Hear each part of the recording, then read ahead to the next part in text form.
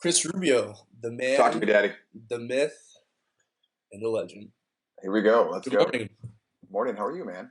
I'm doing okay. I'm a little sleep deprived. Uh, but what's new? Uh, I but hear you.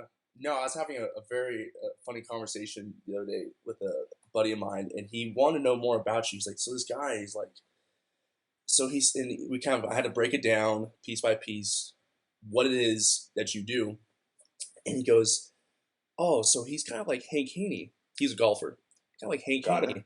And I go, yeah, a lot of people see him that a lot of people see him like that, but I think a lot more people see him as Tony Robbins. I'll take either one. I don't think either one's a negative. That's kind of the beauty of you is you're kind of this. You're not you're definitely not a coach. And I know you harp on that a lot. You're just this kind of guru, and you're crushing it right now.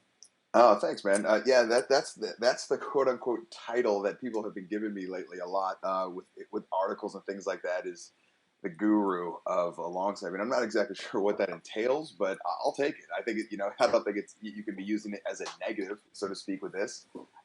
It's just something that kind of it's taken a lot of work and dedication and things like that, but it's going well, man. Everything's going really smooth.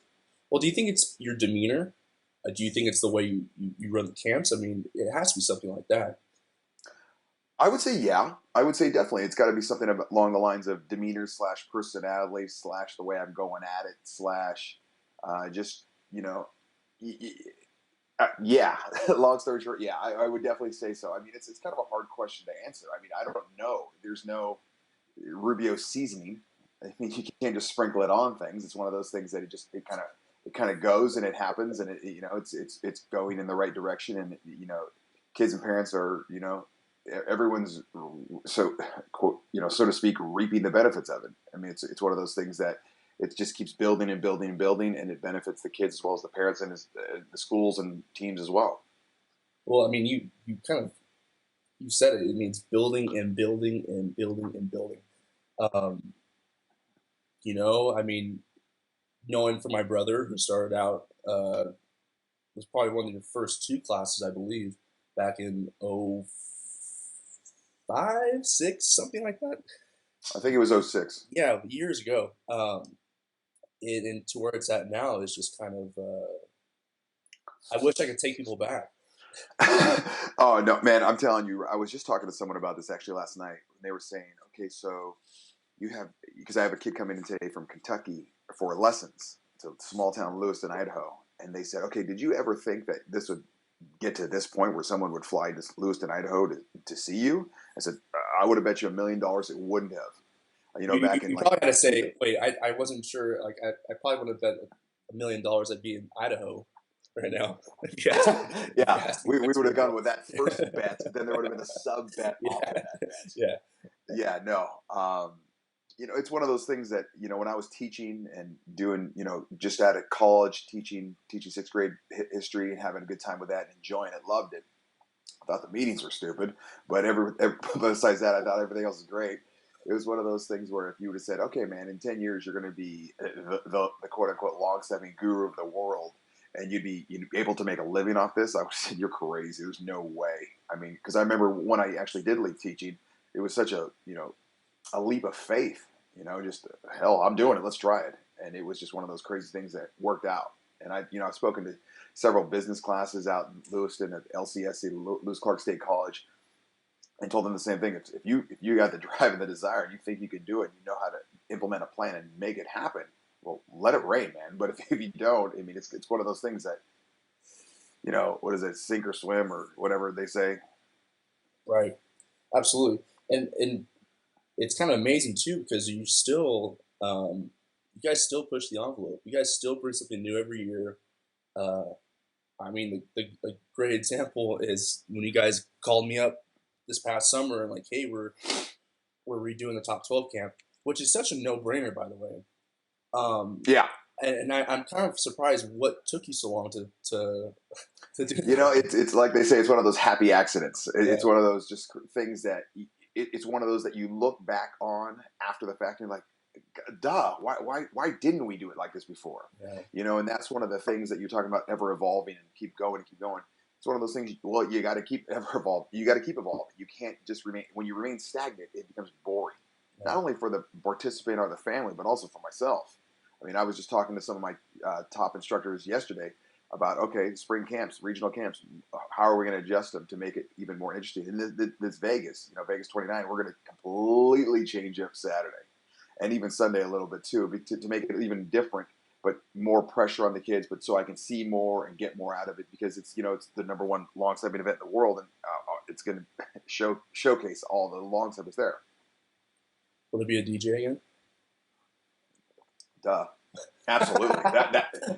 And that's one of those things. That's one of those things that was a no brainer. Like after the fact, like what the hell? How come it took us 10 years to figure this out? Like why would we not have music?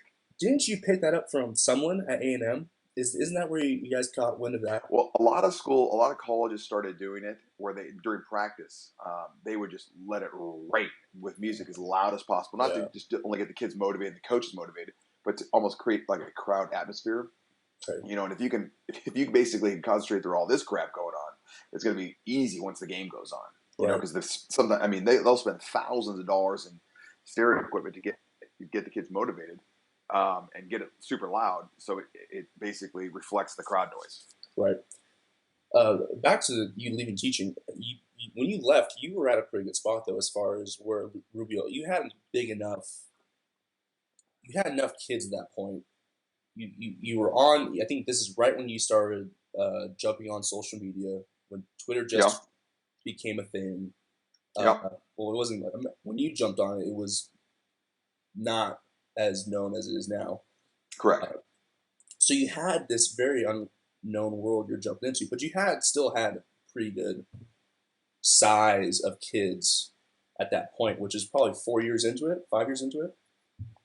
Yeah, I would say like between 5 and 8 years into it. Yeah, I mean, it was one of those things where I could see. I don't even want to say that I could see the end road, but I could see like, oh, I can make a living off this. I can pay my bills. Let's try it, because it was just becoming too much with the long snapping, answering emails from say like 5 in the morning until 7 in the morning, and going to school and teaching from basically 7:30 to 4, then doing lessons, then answering more emails after the afternoon. It was one of those things that just became impossible. But now, but then I realized, okay, I got enough kids. I'm running enough camps, to be able to make it happen. And it's one of those like happy accidents. Like I said, I remember Sailor and I were running a camp in Hawaii. Good God, it must have been 13 years When's ago. the last time you ran a camp in Hawaii? Sailor actually does one every August. Oh, that's nice. He goes out there, and he wants me to go out there, but it's hard to leave beautiful non-humidity Idaho in August. What is the airport travel flight path for that from Lewiston, Idaho? Actually, it's not bad. I would go for. It's actually not bad, because I would just go Lewiston to Seattle straight up. Oh yeah, you cheat. You cheat. So it's not too bad for me. Because Lewiston only goes to Salt Lake, Seattle. Yeah, that's right. They don't go to Spokane? No, you can. Spokane goes more places, but that's about a 2-hour drive north of me. Right, that's right. Okay, yeah, by Coeur d'Alene. Yes. Yeah, that's amazing. And I think that you hit on it too, is people don't realize. I mean, now you're just starting to branch out a little bit. You were talking before this about how you're starting to have some certified instructors, guys who have been with you for a very, very long time, take over lessons, run some camps around the country. But up until this point, it's been all you.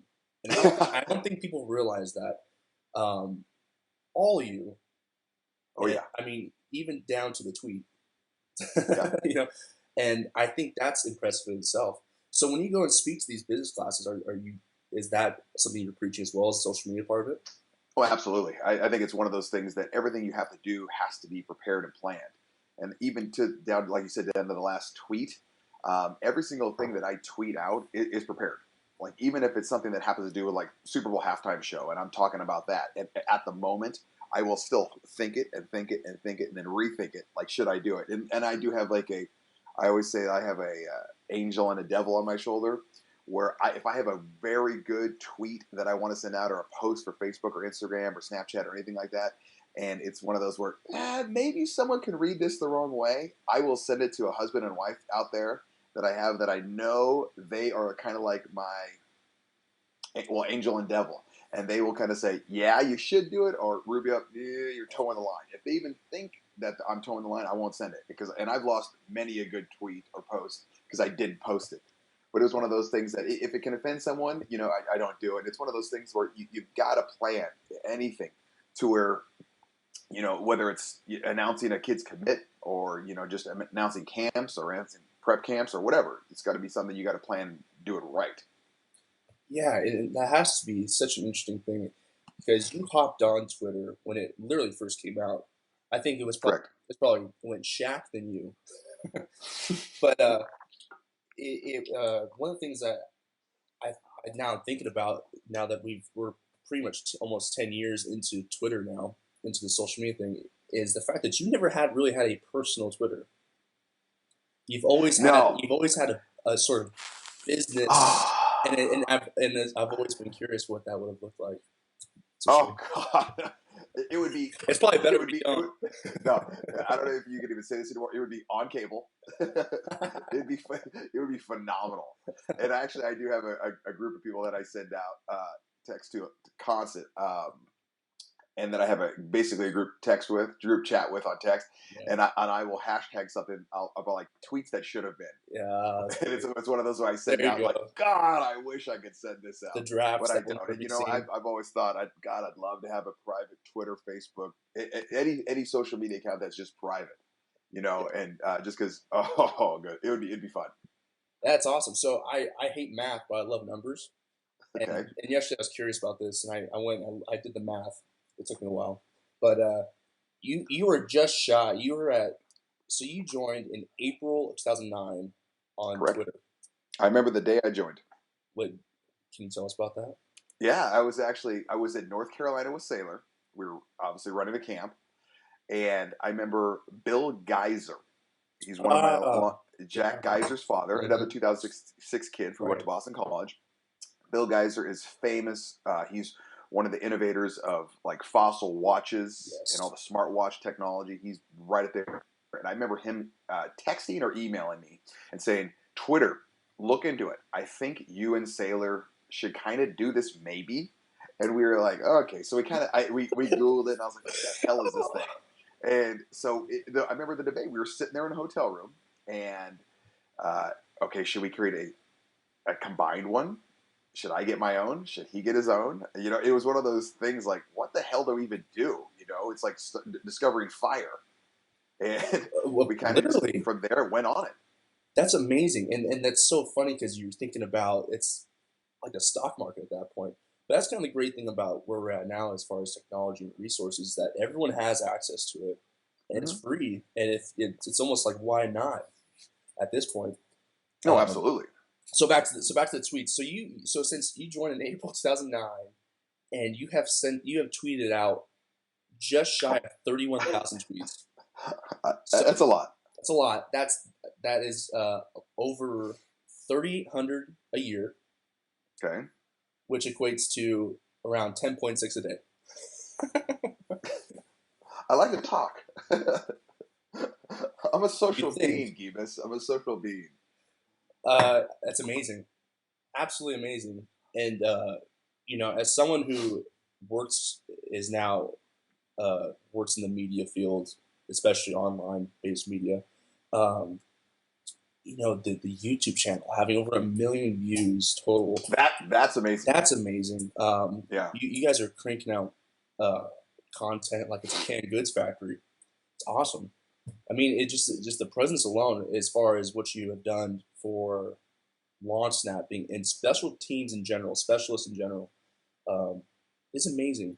But still, Rubio, there are a lot of people still in the dark about this. Why do you think that is? Well, it's one of those things that if you don't know, you don't know. I mean, who the hell watches a game and looks at the long snapper? I mean, or the kicker or the punter. I mean, kicker or punter, you kind of, well, the kicker definitely you're going to watch because he scores your points. Punter, usually no one gives a crap about because they're kind of pissed because they lost the third down battle, so to speak.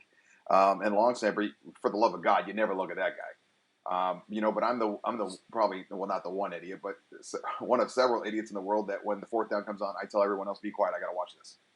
And it's one of those things that if you don't care about or don't know about a long snapper, why would you watch it? I mean, how often do you go back and high five the spoon washer in a restaurant? You don't, but you still want your spoon to be clean. It's a new one. I haven't heard that. Oh, that's a great way to put it. Yeah, it's that struggle. It's a struggle of what do you do to wake people up. But there's only so much you can do, man. You keep them informed, and it's getting better with Phil Steele be creating an All-American list, and that's huge. That was huge. ESPN's got to be not far behind. I mean, if they're going to do a friggin' Holder of the Year award on ESPN, they got to obviously do a Snapper award. They don't do that. They did, man. They publicized it this year. They do not. Yes, they did, man. It started off as a joke. You're telling me that the Holder has gotten love over the long snapper? That happened. I'd rather not talk about it, Gibas. We need to talk about it. That's the thing. We need to talk about this. That's amazing. So stupid. It's unbelievable. Do you know who got it? Don't get me wrong. That's not an easy job to do. But when you're getting a pearl into your hand every time, it's not that hard. Do you know who got it? Wait, did they did first team holder, second team holder, third team holder? I think it was just kind of it was basically a farce to start, and then they just kind of announced it. And do I know? No, I don't care. It's irrelevant to me.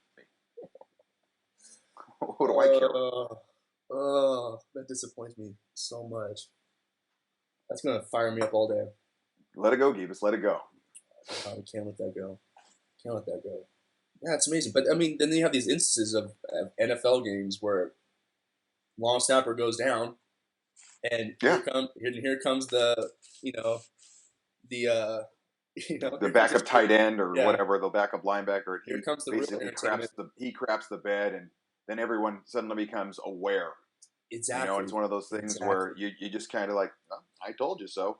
Well, how do I mean, college is different because college you can carry more guys. Usually, most college teams carry around at least 2 long snappers. I know when I played, we had 2. At least. We had 2, and then we had a couple guys who would work with us every once in a while, just in case we just started going down like ducks. But NFL teams still haven't kind of caught on to that. Well, they can't, man. They can only take 53 guys on a roster. And it's one of those things where they only have X amount of time to prepare for the opponent next week. So they don't really want to spend another 5, 10, 15 minutes worried about a backup long snapper. Hey, Johnny, you're the backup long snapper. Let's, get you some reps right now. They don't care about that because there's so much extra to prepare for. I was actually just at a buddy's wedding, and I was talking to a former NFL lineman who was the backup long snapper, and he said it was the most stressful thing in the world. He was more stressed about being the backup long snapper than he was about playing offensive line for 10 years in the NFL. He goes, because I would seriously watch fourth downs at PATs with almost anxiety, knowing like, holy crap, please don't get hurt, because I don't want to go in there, And it was one of those things where, if the guy did get hurt, he was just stressed out as all could be, because he would spend literally, he said, about 5 snaps a month, just trying to make sure he had enough rust off that, God forbid, he had to go in, he could go in. And these are just PATs, right? Not punts. No, he would do punts too. He do punts too. But it was, it's not a gazelle going downfield. It was just, hey, snap the ball and just try get not to get hurt. Just get it at that point. Yeah, that's amazing. And I mean, another thing too is how intricate and these pro style sets are in the NFL, and how fast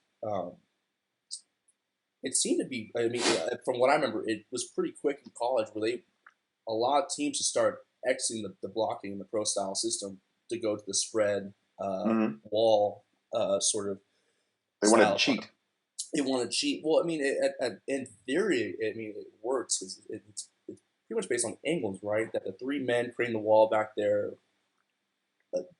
geometrically, it's almost, if everyone does it right, these 3 guys can block all 10 guys. Well, yeah, and then you with the name, quote unquote, spread. You spread the kids out. You have to. Every defender has to go out with another person. If they don't go out with them, well, then we'll just do a pass to them right off the bat. Yeah. So you're spreading them out across the whole entire field over 50 yards. So either you go out with us or you don't. If you don't, we're going to throw a pass. But if you do, well, more power to you. And then you just put a couple big guys back there for the spread. I mean, this is great for college football and high school because it's a lot easier for the long snapper because basically you just snap and you got to go. The problem is they get so many kids that don't do it in high school or don't block in high school and college. So by the time the NFL comes around, they can be a tremendous long snapper, but they've never blocked, so they're screwed. Yeah, no, and I remember when back in 2011 when I was playing, we ran the pro style set, and my coach told me we were one of only 5 teams in all D1 football that ran the pro style set. I'd be willing to bet it's even less than that I was going to say, now. I mean, it's 5 years now. I mean, it has to almost be distinct now in college. No, yeah, I know Alabama does it, and I think Oregon does like kind of a hybrid Yeah, you're where right. they Yeah, it's kind of a spread slash he blocks. I right. mean, it's a lot easier for the long snapper. It doesn't, but it doesn't set you up for the you know your future. If you have aspirations to work and play in the NFL, well, you're definitely behind an 8 ball here. Yeah, and then have you seen any kind of repercussions of that? Well, yeah, you see a lot of top kids not get picked up because they don't know how to block. I mean, they can, like I always say, you can. I know a ton of guys that can snap, but I know a ton of guys that can block. I know very, very few that can snap and block. Right, right. And that was, I mean, that's the cool thing about seeing you now is that, I mean, you look at Sailor. Sailor has always had guys in the NFL. Mm-hmm. You have now you've gone so far down the line. You've been doing it for so long. Now you've got guys. You're starting to really get a good chunk of guys that get into the NFL. Well, yeah, but you got to remember, Sailor's got 2 positions too. He's got kicker and punter. well, he also So he had a head start too. yeah, he's Yeah, cheating. He's yeah, cheating. No, yeah, but no, yeah, it's one of those where you get enough kids going through high school, then going through college, then obviously it's gonna you know go right into the pros. It's just gonna happen. There's the problem with college or with high school you got 8,000 high schools. With college you got 880 colleges. Not all Division One, but then the pros you've got 32. 32. I mean, Yeah, so you're funneling them a lot yeah, more down.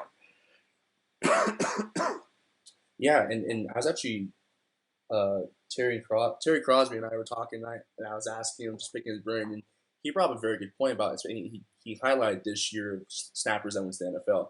And you see kickers, and usually the kickers, you see that they're usually the top kickers that come out of high school and go to college. Those are usually the same guys that are, if everything pans out, a majority of those same guys will still be regarded as the top NFL prospects coming Correct. out of college. Well, that's not the case for long snappers.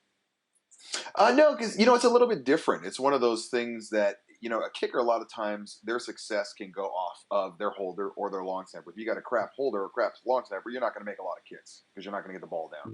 Mm, And it can also pertain to weather. Where long snapper, you're fighting gravity. You're not necessarily competing against another guy. You're not a wide receiver going against a DB, things like that. So it doesn't. You don't really have to be from a massive school or a school that wins a lot or loses a lot. It's one of those things where you just got to be able to show your stuff. And then towards the NFL level, it's got to be one of those things where you got to have the size and things like that, obviously. But essentially, you're just snapping the ball. Can you snap it faster and more accurate than the guy next to you? yeah. Well, a great example of that is Freeze with Seattle. Yeah. You think about him, and you think about him.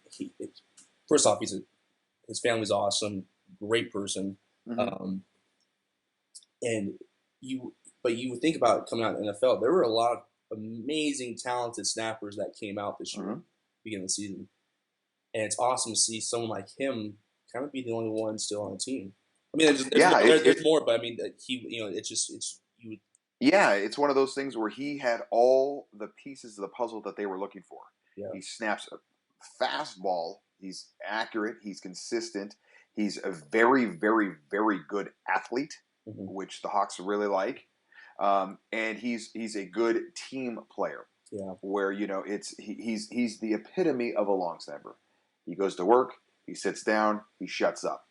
I Mm-hmm. mean, I've spoken to him several times. Obviously, I'm a big Hawks fan, but about his role with the Hawks and things like that. And it was one of those things where he was telling me he didn't even speak like for the first 2 weeks when he got there. He literally just didn't even talk.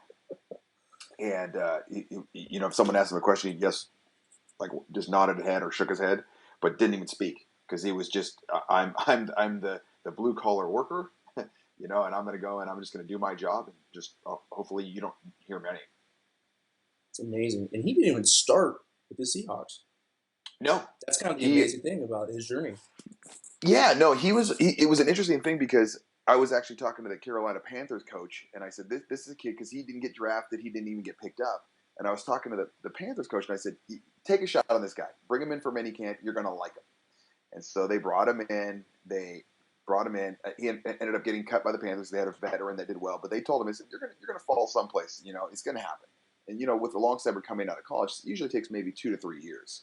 And the Carolina coach was good friends with the Hawks special teams coach, and they said, hey, we got a guy. You bring him in, try him out. And Hawks liked him. That's awesome. And continue to like him. That's awesome. That's great. And yeah, the journey for a long snapper those first couple of years into the NFL is it's just a different world. It's so weird because it's one of those things you can prepare for and practice for, but you don't need to over prepare or over practice. Mm-hmm. There's only so many balls you can snap in a day. Yeah. I mean, I like pizza, but I'm not going to eat 40,000 pieces of pizza a day. You would. I would. If I could, I would. You would. Do you still scrape cheese? No. If I'm going to eat it, but I don't eat as much. Okay. That's the struggle. It's like this. I'm going to try to eat just 2 pieces, which is just pathetic. Is there anything you still don't eat? Is there something you just do not touch at all? Things that I just don't like, or I won't eat for health reasons. Health reasons. No, I'll eat whatever. I just try to really watch what I eat, which is just painful. I hate it. Because one of my favorite things in life is just hanging out with friends and family and just eating, drinking, having a good time. And I've been blessed with the world's worst metabolism. And so I can't do that. And so I can't stand it. Like, I would love just to sit down, give me a nice personalized engraved Lazy Susan and put a pizza on it and just spin that baby and let's go to town. I love that. I always tell people about the film on how I hid. If you look, I don't know if you ever noticed this now that we're 3 years outside of it. I hid pizza in certain scenes in your house. I don't know if you know that. I did not notice. Yeah, little Easter eggs, yeah, because I know how much you like pizza, so stuff like that. God, I love pizza. I know. I'm getting to that point. Yeah, so it's such a fascinating world, and it's fun talking to people who have no idea about it, but who are just huge football fans, and that's one of the most exciting things about doing this web series is to go out and just kind of really, like I said before, open the kimono, just really just kind of welcome everyone in, and just say this is the life. At least for the high school kids who are trying to get to college, which, from my experience, from my brother's experience, it's not smooth. God, no. I think maybe two long snappers. I'm speaking on the long snapper side, the kicker side. I don't really know, but maybe there's probably 2 long snappers a year that kind of are highly touted, kind of get all the offers, and will have a little bit smoother of a ride than everyone else. Mm-hmm. Everyone else, it's crazy. Well, we always say pick the 5 schools you want to go to. The odds are you're not going to go to those 5. It's because if I would have told you in high school, all right, Gibas, you're going to go to University of Kansas, you would have said, where the hell's Kansas? Right. You would have said, oh, you mean the Wizard of Oz place? Yeah. And it's one of those things where you just go where it's quote unquote needed. And if they're going to pay for your school and do things, and you can be able to snap and make a team and get into school, hell, let's roll. Right, and not only that, but it's that idea that the timeline of recruiting for long snappers or specialists in general, that everyone thinks that it's starts September to signing day, but people don't realize it goes. Good God, no! I mean, you're no, and that's what I always tell parents because my class of 2017 we're in December right now, yep. And they're so stressed because signing day is coming up and the second week of February or whatever it is, and they're my kid hasn't committed yet, blah blah blah. I go, who cares? There's so much time left, and I tend to be more blasé about it. It's not because I've done it 1,000 times. Right. You're going through your kid through this recruiting process. It's probably the first time you've done it. I've done it 5,000, so I'm not too stressed about it. And it's one of those things where it takes time. It takes a long time, a lot of times, to make sure you are. It's going to happen. Unfortunately, the coaches still see it as like a last minute position, so they don't need to recruit it right off the bat. Yeah, last minute, low on the totem pole for sure. Yeah, For sure. trying to find the totem pole. Yeah. Yeah, and that's something I can't wait to show with the series. Yeah, no, and that's one of those things that we're hoping it gets out there a lot more. Is that people understand it takes it's a journey. It's a long road. It's gonna happen. It just takes some time. And with the web series, you're really gonna be able to show people like the behind the scenes and how it works. And just guys, just breathe, just relax, Mhm. just don't get super stressed out about it. By guys, I'm talking to the parents and the kids. Actually, Right, more towards the parents. right. And that's another fascinating part as a filmmaker diving into this world, and also as being a part of the world for such a long time, of showing that side of it too. Oh, Because absolutely. it's just as rough for the parents, and depending on I the think it's going parent, to be a and huge. depending on the I, parent too. I mean, it could be even rough. yeah, I'm hoping that with your Vegas, when you go to Vegas this year, and if you go to any regional camps, that you're able to film some of the parents as well, because I think that's going to be That interesting. might happen. That The might couple happen. the couple things that I want to see is I want to see you film some of the parents to get their sort of essence, we'll say, and I also want to see. I think one of the more interesting parts is going to be parents or kids or just fans of a long snapper, so to speak, looking at the kids when we do the interview process, because that's one of the major things where kids get just crushed by a college is that they can snap a ball, they can run, they can block, and all those things, but then they lose, so to speak, in the one-on-one or being involved with a coach in a meeting room and things like that, where they just have no personality and they don't know how to hang out with someone, Yeah. or they're just too dry, or they're too boring, or they're too nerdy, or they're too social.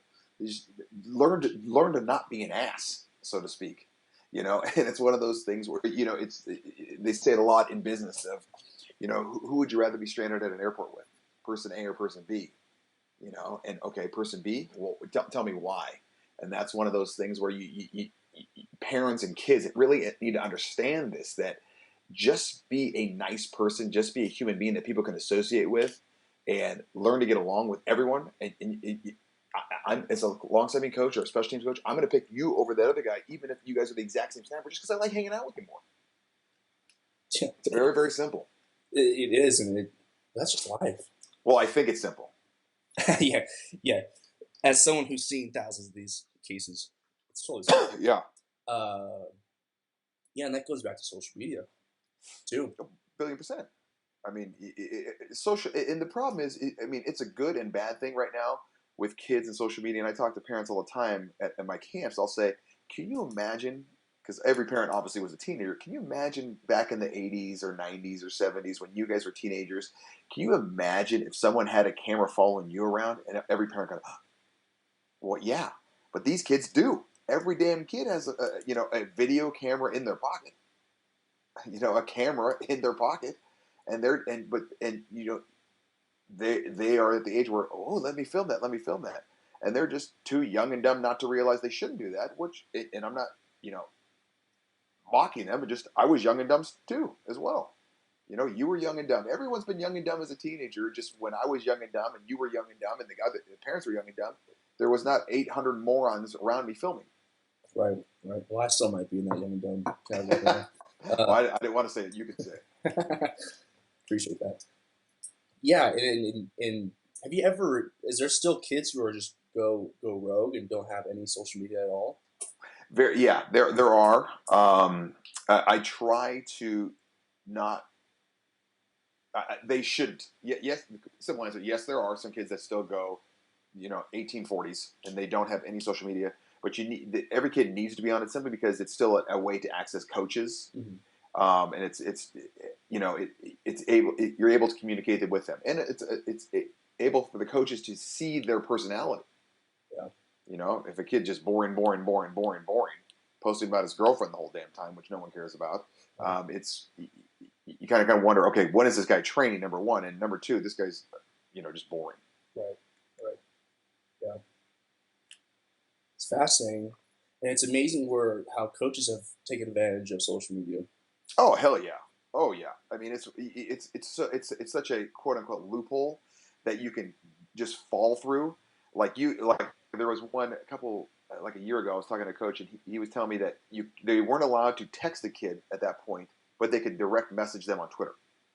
And I said, well, that's literally the exact same thing. And he goes, yep, but we're allowed to do it. And it's a way for them to see kids, watch film on kids, because if a kid's posting it, you're allowed to watch it. But you can't, essentially you can't text the kid, but if you follow them on social media, you can see it. And why wouldn't you take advantage of it? It's just, if you do it right and you do it well, the possibilities are endless in a good way. It's such a wild west. Oh God, yeah.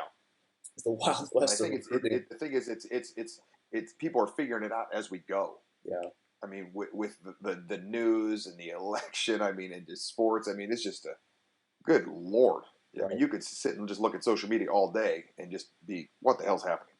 So how often are coaches? I mean, you kind of mentioned, but is it really their main tool to look at kids now, as far as like footage and seeing a kid and how like they post, videos of them snapping or kicking or punting?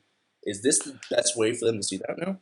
Well, I think number one, the best way is to go to rubiolongsnapping.com, of course. Get your After plug that, in. Get your plug in. there you go. After that, no, I would say, yeah. Why not? Why wouldn't you? It's so easy. It's so just beneficial to everyone. It'd be stupid not to. You know. So like, let's say a web series comes along. Oh yeah. Uh, Yeah. do you You have to think? have a good director. Yeah, it's gonna be tough to find. Uh, Award winning. Award winning. Is there? Do you think they'll go and they'll latch onto it? Do you think it's something they'll actually use and use as Absolutely. a Okay. tool? To me as a coach, if I was able to watch, because here's what coaches will say to me. They'll say, "Okay, I see that John Smith is ranked number 8 on your website. Okay, on your rankings. Now I want you to tell me why do you feel he's better than number 9, 10, 11? Because we've seen number 9, 10, 11 at our camp or in person, or he's come to see us, and we love that kid. I want you to tell me why 8's better, and I'll explain, what my reasoning is. And then the next question they always ask is, okay, how is he as a person? They'll always say that. And I think the web series is going to be great because it's going to be able to show coaches this kid's fantastic socially, or he's a moron socially. And I think that's what a lot of coaches want to know, is because they don't know about a kid's personality until they get him on campus. And a lot of times it's too late, where they've recruited a kid because he can snap a ball, run, block, and all that. And then all of a sudden they get him on campus. They're like, good God, he's an idiot.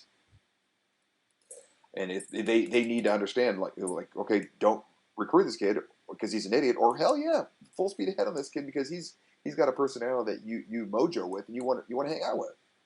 Right. And what makes me super excited about all this are the late bloomers, Oh God, the yeah, underdog kids who are come in the first sleepers. the first Vegas. You're gonna get the first 40 kids that are announced, which is another exciting thing we got to talk about. Mm-hmm. The whole process, this whole thing. But the kids that are just going to be the late bloomers, just the kids who have not yet clicked. There's a few things, maybe they're still growing their body, or mentally they haven't prepared yet, but they start gaining that confidence, and they come in hot in May, Oh and yeah. and just start unseating people. Well, it's one of those things where you're dealing with high school kids, so sometimes puberty, kind of tiptoes to the front door, and sometimes it kind of kicks it down. And when these kids get a couple months of time, I mean, you can get a kid from January to May, and it's only 5 months difference. You can see a kid grow 4 inches, and you put a bigger engine into a car, the car's going to drive faster. And you're going to see a lot of kids where January they're just nervous because it's such a big event and they've heard so much about it and all the hoopla and hype and all that good stuff. And then come May they're a little bit more relaxed. The weather's a little bit warmer, so to speak, and it's they just come out and blossom. And I think that's going to be the big thing. And that's what I'm really excited about, is because we've had kids before in top 12 in January who were phenomenal in January, but they kind of rested on the laurels. And then they get to July top 12 camp, and then they get kind of crushed in the mix. And this is going to just destroy those kids. And I'm happy. I'm glad. I hope it shows them, like, either you get to work and you get off your ass, or you're going to just get destroyed. Because now, okay, yeah, you get picked. You're one of the top 20 long snappers, or top 20 kicker / punters in January. If you don't continue to work and dominate May Vegas as well as regional camps, and then come and prepared for July, you're going to be destroyed. You're going to absolutely be destroyed. And you're not going to get all the top 12 gear, swag, if you will, all that stuff come that camp. You know, we we are going to have all.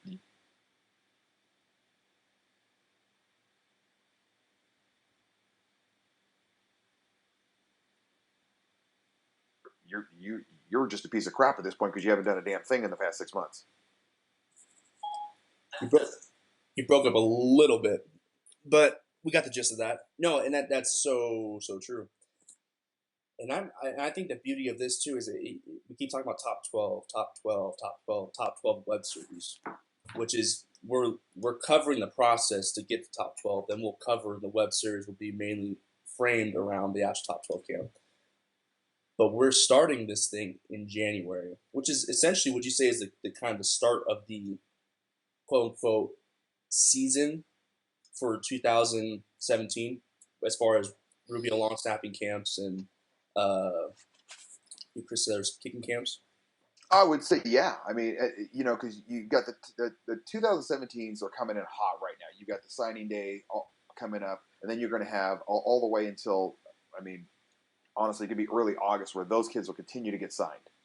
But then, you know, as soon as you've got, I would say, kind of March, Aprilish is where I start to really kick off the 2018s of, okay, it's go time. Let's see what's happening, and you're going to start to get, you know, possibly some juniors get offered full scholarship, things like that, and it's one of those where, yeah, it'll start to push a little bit more, and you'll start to see, okay, they're starting to grow up a little. Right. And the process of this, I mean, it's going to kind of bleed over. So not you. There's going to be 90 kids that get invited to this camp. Mm-hmm. But the process of picking to those 90 kids, I mean, you're going to see hundreds and hundreds of kids, Mm-hmm. and each camp we're going to be able to cover. We have to cover everyone, and that's Yeah. something that we're going to have to explain. And we're going to release a few videos explaining that, breaking down actual coverage of these camps because it's a lot of kids we're going to have to cover in 6 months. Yeah. Hundreds of kids. Well, that's your job, Gibas. Well, no, it's my job, but but it's awesome. So it's not only these kids who are going to get invited to top 12. Everyone's going to get some love on this thing. Oh yeah, and that, see, yet again, I'm all about putting a kid under pressure because, you know, being a long snapper is not an easy job. You get 10 to 15 plays. You got to do it perfectly. It's got to be, you're under a max amount of pressure. You can't have a game-winning kick without a game-winning snap. And I think you throw a damn camera in a kid's face, and, you know, and they know they're going to be on film, part of a mini series, sort of a web series, all that good stuff. You're going to have some kids that just stick their chest out and man up, and then you're going to have a lot of kids that just crap the bed. And as a long-standing coach or as a special teams coach, I want to see that because I want to be able to see, okay, is this kid pressure's on? How's he handle it? Or is he just, oh, good God, you know, I just can't do it because there's a camera on me. Okay, so what are you going to do when there's 84 cameras on you? 100,000 people. Are you going to just say, no, I can't do it, I'm good? You know, you can't put that in your union contract. I would. If I had to go back and do it again, I'd totally do contract. It's exciting.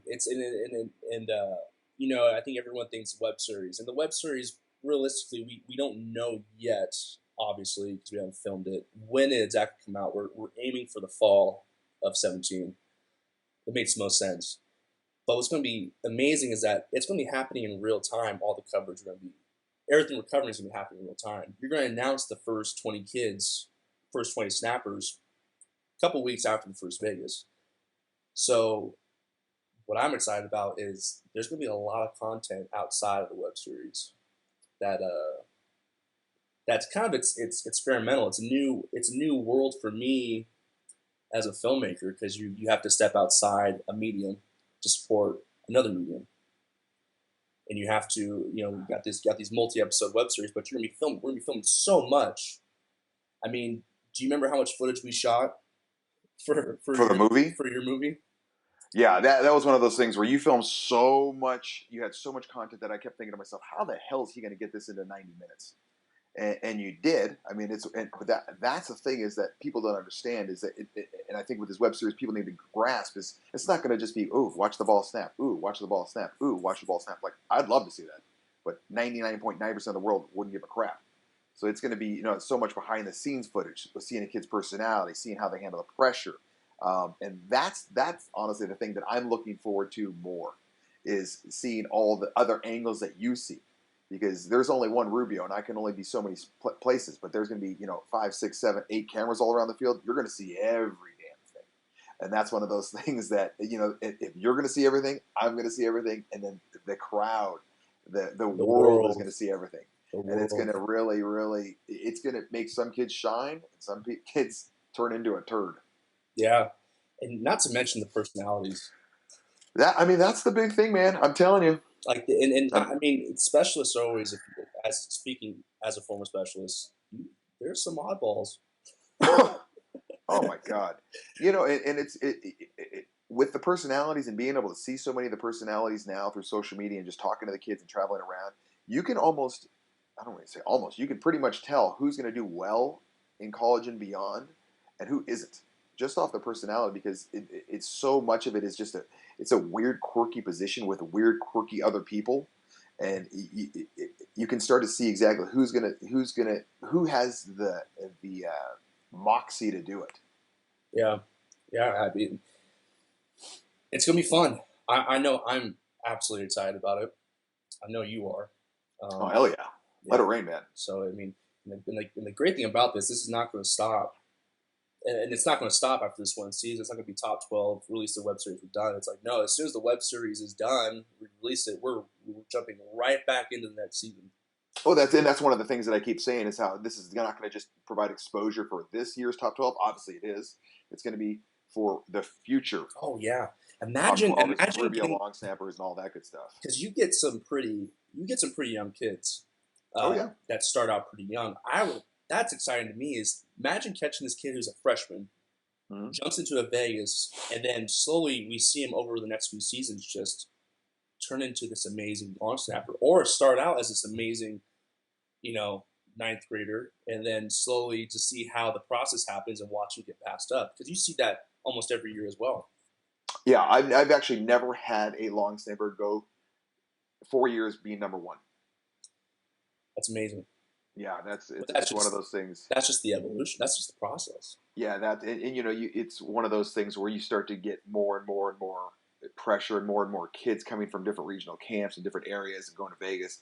I've never had it happen where there's been some obviously phenomenal long snappers, but I've never had a kid stay number one from start to finish. Yeah, and you've also seen some amazing stories, and you've in some amazing backgrounds of these kids.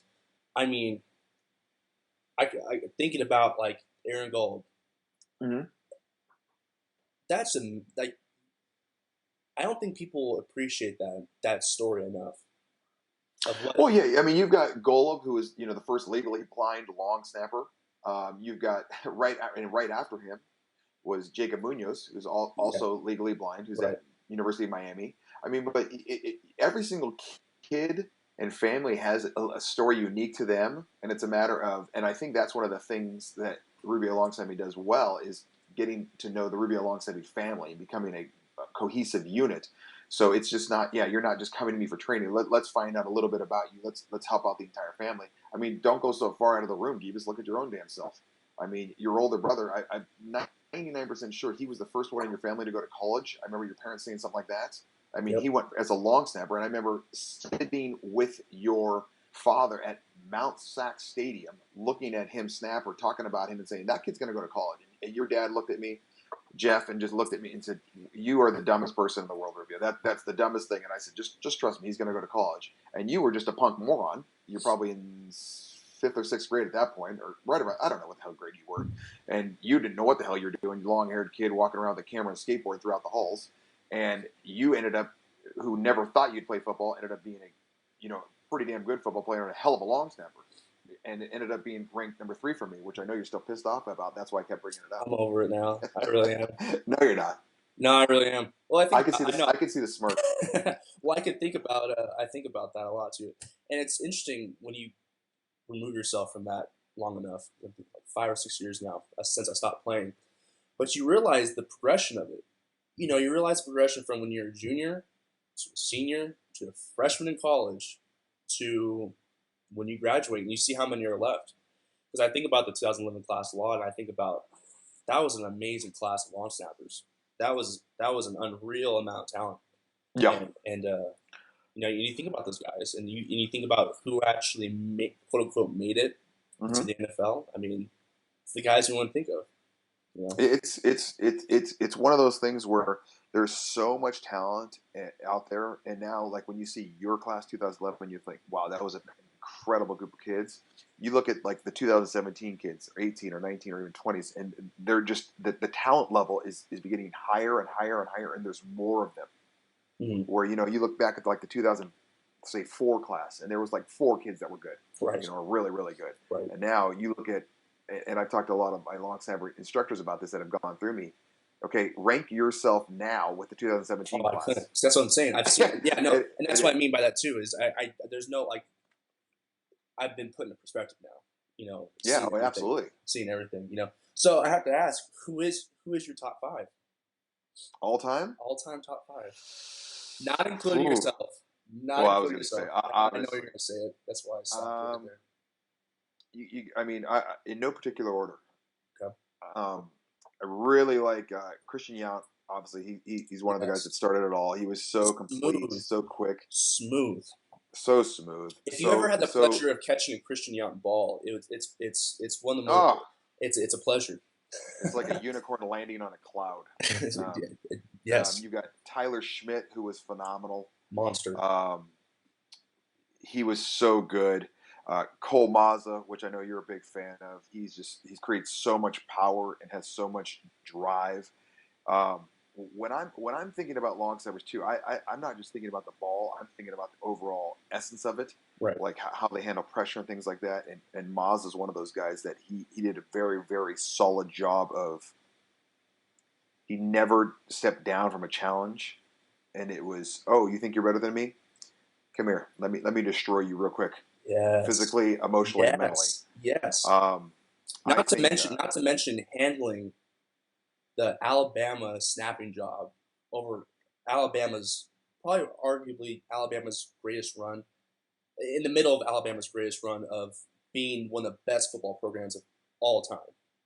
yeah, I mean, and that's one of the things that sets him up pretty damn well for the next level. Is that Mm-hmm. number one, he's been blocking for 4 freaking years, Mm-hmm. and number two, you want to talk about snapping under a lot of big game pressure. I mean, not only do they get 100,000 people in their stands, they Right. get 100,000 people outside their stands, and what they're following. I mean, they have football talk radio year round there. Yeah. I mean, there's so many good ones. I think Thomas Fletcher, he's a 2017 kid who's actually going to Alabama. I really like his demeanor. I mean, he has zero wasted movement on his snaps, but his attitude is very, very good. It's one of those things where you got to almost be blasé about it, yet serious. I don't know if that even makes sense, but he does a very, very good job of that as well. Can you explain that a little more? Like, Yeah, what do you mean by that? Because that takes a lot of balance to do. well, yeah, it's got to be one of those things where I've never seen a long snapper do well that is tense. Never. Okay, and I tell the parents this as well because a lot of times you've got, yeah, you're pointing to yourself, where and a kid will feed off a parent as well. So if a parent's tense, and if I see a long snapper have a bad snap and immediately look to mommy or daddy, I know they're going to have some struggles Okay. because it's almost like an osmosis thing. They're feeding off their parents, and where someone you need to be able to just be kind of relaxed, just so comfortable in your own skin. Yet as soon as you put your hands on that ball, I need you for 5 seconds to focus. Mm. Just let it rip at that point. But as soon as you get off the ball, just relax, man. Have a good time. We're not solving cancer here. Like I always say, you're snapping a dead animal 15 yards backwards. It's okay. So 5. You got 4. Is there another one you think of?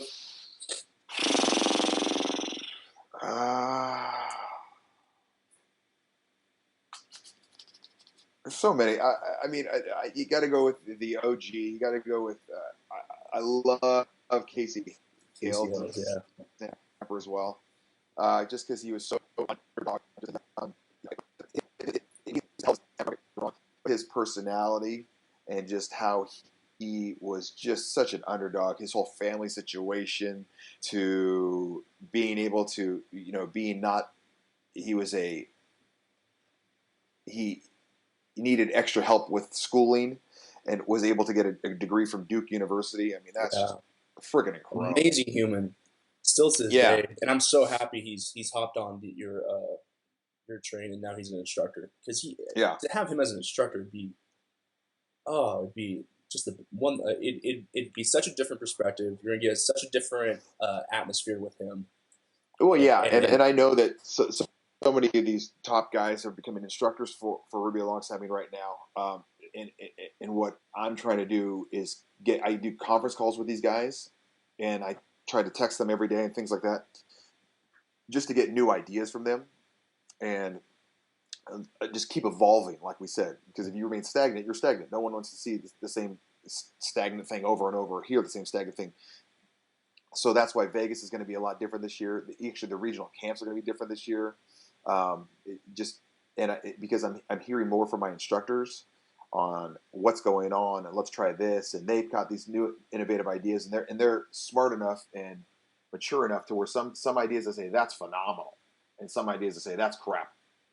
But I kind of like where you're headed. Let's keep working on it. right, I mean, I was on the phone yesterday with Corey Adams, and we were another talking great about, one. yeah, another great long snapper, the format of it all, and the regional camps, and he had these great ideas, and for every, he gave me a list of, okay, here's the positives, and then I gave him a list of negatives. And it's not that I'm saying his ideas are trash. I love his ideas, but we got to figure out a way to make it work. And I think that's how Rubio Longstaffing keeps getting better and better. Absolutely, it's fun to watch. It's fun It's to be good on the times. it's fun to be on the sideline and just watch this thing go, watch the Yeah, train keep it it's gonna be rolling. fun. This web series is gonna really showcase. I can't wait. I cannot wait either. And and it's funny when you talk. It's two things. One, it's a documentary reality TV show pretty much because you have the aspects of it. It's going to feel like a documentary. It's going to be filmed like Okay. a documentary, but it's going to be framed in like American Idol, and that's just the nature of the top 12 camp. Yeah. No. Absolutely. And I'm so excited about that because if you know me, I'm very I'm a big critic of Mm-hmm. reality TV shows. Uh, but the other thing too is I vowed after you're gonna hate me for this, but I was perfectly content never filming a long snapper, kicker, or punter ever again in my life. Bite your damn tongue, Gibas. I think I've covered every angle on a long snapper as far as As framing. you should. Uh, but this was exciting. This is such a new thing, and this is such a great way to. I mean, personally, I want to. My goal is to just absolutely blow the top off and just show everyone and throw everyone into this world and go, listen, this is a thing. This is an amazing thing. And if you're a football fan, or if you're just a fan of, you know, watching competition in such a different way, and you compare it to shows like that quarterback camp. I'm blanking on the name. It's Lead 11, or shows like that, or Hard Knocks. It's an aggressive, really aggressive style of show. But this is going to be so different because long snapping isn't who's the biggest, baddest, toughest. It's more of just who can handle everything Oh and yeah. I who mean, can navigate all that. telling you, with the amount of talent that's out there at Gibas right now, there's so many kids that are good at snapping a ball. But then you get Big Bad Rubio walks next to them, or I have one of my top instructors walk next to them, and then all of a sudden they crap the bed. This is what the damn series is going to show. Yeah, I'm telling you, you're going to see is for every 3 kids you're going to see blossom, you're going to see 10 take a dump. yeah, Watch my words. I'm telling you right now. I believe it. I know. I'm telling you right now. I know. I believe it, and I can't wait to put a camera in front of that. Is there anything else you want to talk about as far as the new series? What you got next? I mean, it's we're about to go into the new year now. I mean, but how many years is this going to be now for you running this, doing Well, all snapping? 13, 14, something along 14. those lines. I don't really work in years. I just kind of go in season. Yeah, Like right now, it's Vegas. That's what time of the year is it? It's Vegas. Okay, and then as soon as Vegas is done, it's Vegas ranking season. And as soon as that's done, it's spring camps, and then you got summer camps. Then I've got college season. college being June. And then I've got summer camps. And then it comes fall camps. And then it comes Vegas. So like literally half the time, I have no idea what year it is. And I don't even care. Like, what do I care that it's 2016? It doesn't matter to me. I'm still plugging along and, going things and doing things. And just, I know it's the class of 2017. That's where you're at now. So That's where I'm at. How soon do you, or how often do you start preparing for the next class? Is it just go, like you said, seasons? Nonstop. It's nonstop. Or is it you still, because how often are coaches contacting you about years in advance for recruits? It's usually about a year out. Mm-hmm. They'll start contacting. Every once in a while, they'll get a sniff of a kid who comes to a camp or something like that, or they've heard about that's just a stud, young kid, and I'll let them know, like, hey, this kid's really interested in your school. He's a freak, good in a good way. Keep an eye on him. I have this amazing footage. So obviously, I'm sitting on stupid amount of hours of footage from the film, but one of the most amazing things that I captured. And I might have to release it. I'm not sure if I can release it because it's over a phone call. Okay. Because you were mic'd up.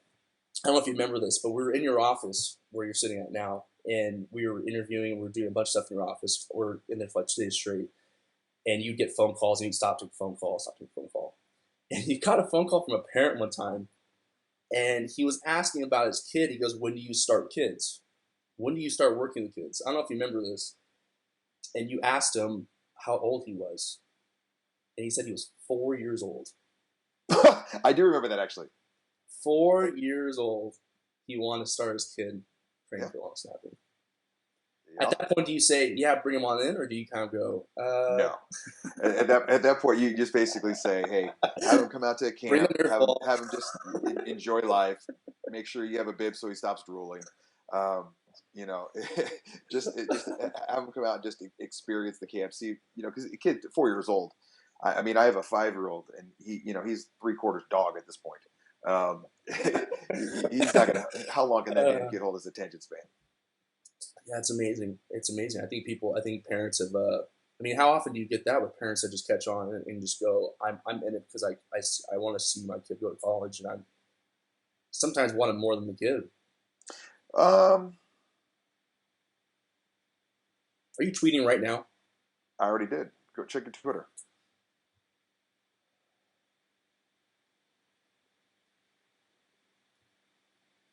Oh yeah. You like that, Gibas? It's pulling up. Yeah. You know what's a funny thing too, Gibas? What's up? Are you pulling it up? Yeah, I pulled it up. I'm on my phone now. Okay, that's fine. We'll just have to we'll pick up. So what? Yeah, I just got we disconnected for a moment there, but yeah, I just got on the. But you were saying something before you said something funny. You know what's funny?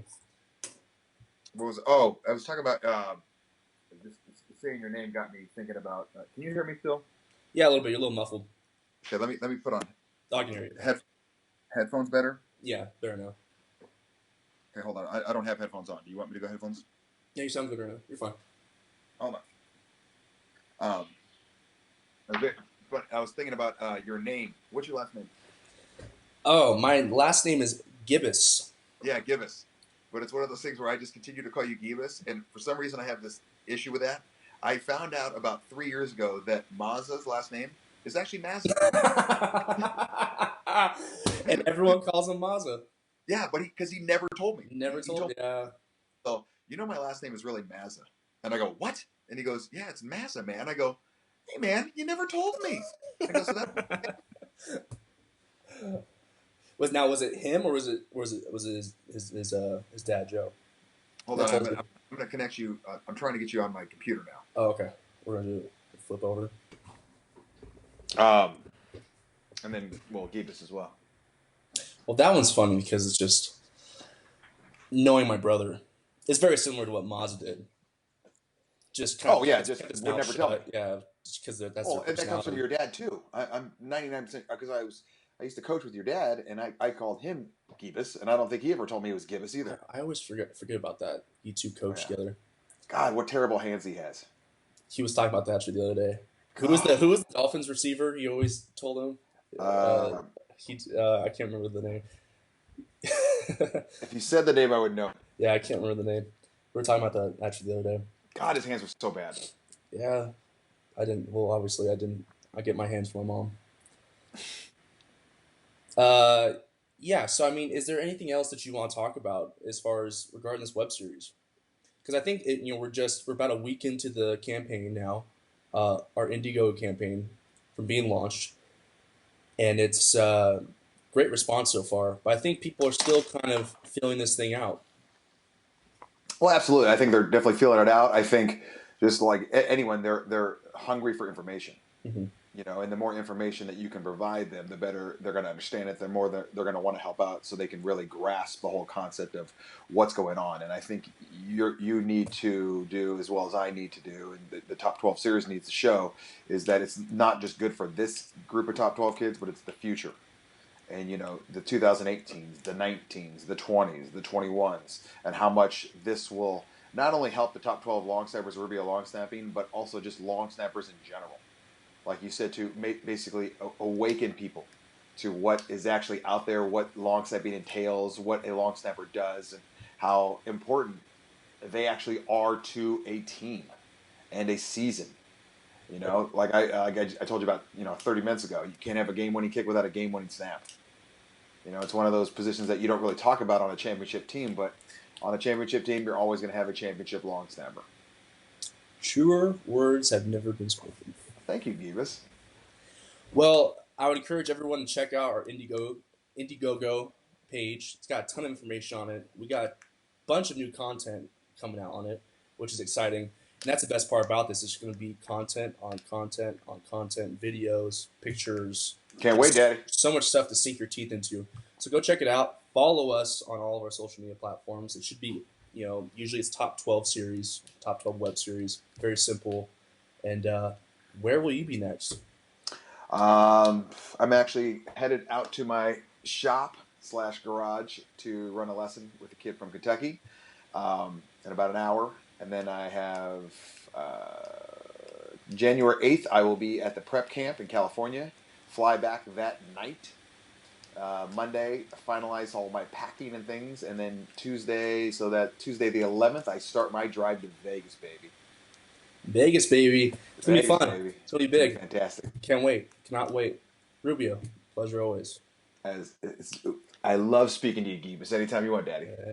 We'll catch up again. Absolutely. But take it easy. Keep working. And we'll see everyone in Vegas. Peace out, Gibas. Later.